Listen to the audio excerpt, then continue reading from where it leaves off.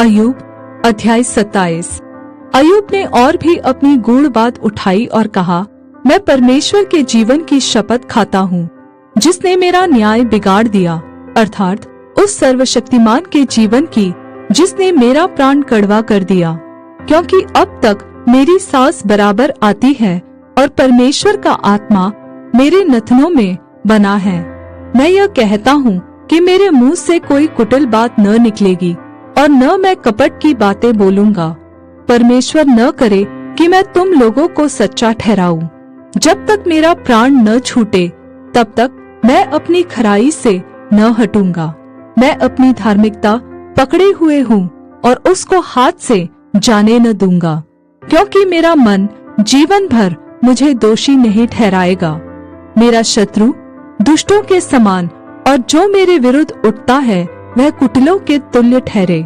जब परमेश्वर भक्तिहीन मनुष्य का प्राण ले ले, तब यद्यपि उसने धन भी प्राप्त किया हो तो भी उसकी क्या आशा रहेगी। जब वह संकट में पड़े तब क्या परमेश्वर उसकी दुहाई सुनेगा? क्या वह सर्वशक्तिमान परमेश्वर में सुख पा सकेगा और हर समय परमेश्वर को पुकार सकेगा?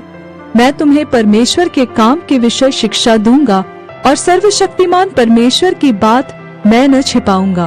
देखो, तुम लोग सब के सब उसे स्वयं देख चुके हो, फिर तुम व्यर्थ विचार क्यों पकड़े रहते हो? दुष्ट मनुष्य का भाग परमेश्वर की ओर से यह है और उपद्रवियों का अंश जो वे सर्वशक्तिमान परमेश्वर के हाथ से पाते हैं वह यह है कि चाहे उसके बच्चे गिनती में बढ़ भी जाए तो भी तलवार ही के लिए बढ़ेंगे और उसकी संतान पेट भर रोटी न खाने पाएगी।